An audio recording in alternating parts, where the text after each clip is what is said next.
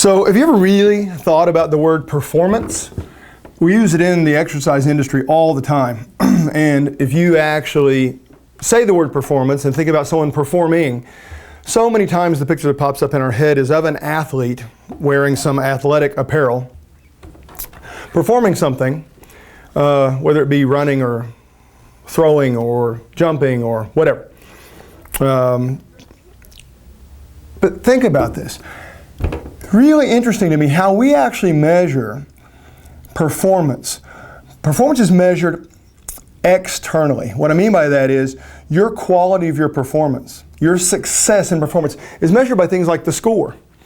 How fast did you get to the finish line? Did you reach the finish line? External, external, external. You got a football player, one guy that makes 9 touchdowns, another guy makes another 9 touchdowns. They're like, wow, they really performed really nicely. But you know what else is?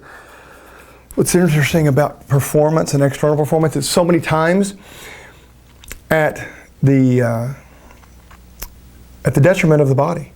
We sacrifice the body. So the 2 guys that made the 9 touchdowns, the one that actually tore his hamstring on his 7th touchdown, we love that guy. We honor that guy. We glorify that guy because he was willing to sacrifice his body and realize this is the same thing we're taking into the exercise for health arena, the sport of fitness. So we're saying that we're going to glorify external numbers at the expense of the human body, and we're going to call that fitness, and we're going to equate that with health. No, it's definitely sports, because sports have nothing to do with creating an internal body that's necessarily optimal or going to have longevity, especially in terms of orthopedic longevity. So with this external performance, if we applied that to exercise, it's not just about the score, but it's all these predetermined things. Like if I said, well, how long would you walk on the treadmill? 20 minutes. You're going to go in there and do some bench press. How many are you going to do? Oh, 3 sets of 10. Where do we get those numbers? They were predetermined before you walked in. We don't know if the person has even done 1 minute of walking in the past year, but we're all set to have them do 20. This doesn't make any sense. This is far from client defined. It's a long way from what I call personal training or even appropriate procedures and policies from anybody calling themselves a professional in this industry. We also have a tendency, you could look at the way our intention or our focus with this idea of external performance. You see, when you're on that treadmill for 20 minutes, it was predetermined for you, and somehow magically that's the magic number, the right number to do, regardless of where you are in progression, regardless of whether you are even limping or not. There's a just do it attitude is one of the versions of intention. It's actually a distraction focus. That's why we have a cardio theater up there above you. So you don't have to pay attention to what your body's telling you while you're doing this. You get to, we help you ignore it. We put magazine racks there so you can read, whatever for 20 minutes to distract you from your body. That's very externally minded exercise. And there's another version of that. There is something that is not so mindless, not so distraction focused, but it is more object focused, and that's a really popular version of exercise, especially under this thing that people call sports performance type of exercise. So they're worried about the path of motion that the kettlebell's making. They're worried about the path of motion of the bar when they're doing an Olympic lift.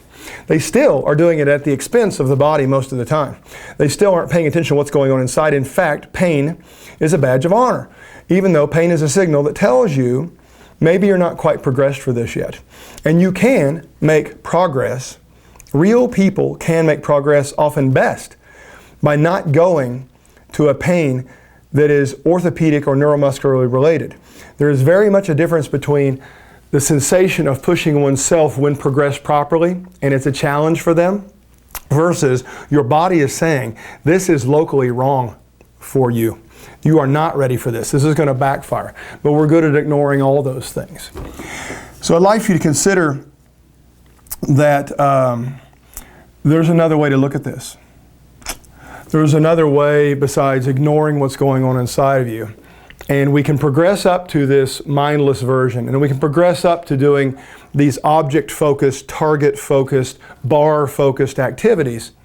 And just counting, mindlessly, we're going to hit 50 randomly. And it's called internal performance. Now, really, basically, everything could be turned into a bias towards internal performance. Because you could take your 5K, and why that's the magic number to run, I have no idea when you're just trying to burn calories. But you could stop your 5K when your hamstring said, this is not working out well. We need to do something inside to better prepare me for running a 5K. Let the inside determine how far you go towards that finish line. Let the inside determine via your level of control how much is appropriate, whether that's effort or load or range. It's another really interesting thing. Everybody's running around saying full range of motion, but they're measuring it by externals. Did the bar touch your chest?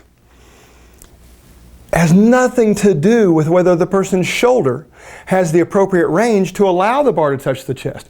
If you were thinking internal performance, you'd be saying, oh, here's what this person has available. With their current shoulder range, the bar would stop 3 inches from their chest. But the bar touching the chest, that's part of a sport that has nothing to do with an individual doing what's right for them. The only way to appropriately perform an exercise is based upon the client-defined parameters. And that's such an important thing. The client walks in with all the answers. There are no general exercise questions. They all become client-defined questions when you first ask who, goal, what does this person have available? In terms of things like range, what does this person own? How much do they control? What can they tolerate both systemically and locally? These things, focusing on the components, the internal components, do they have the contraction? Can they even elicit a contraction? How much output do they have? In other words, how much tension production can they develop? Because that internal tension production is what the brain's going to use to orchestrate the motor recruitment scenario. And if they don't have enough strength in their foot muscles, balancing is not an option. The brain's going to come up with a plan B or a plan C that we love to call compensation, which is not all bad, but it's not always what you're looking for. So many times the most appropriate exercise for right now, for this person's progression, doesn't look anything like the end goal. We have to understand how to break those things apart. Start looking at internal performance. Start looking at the quality, the properties of the components inside that we use to create things like bench presses and 5Ks and all that other stuff.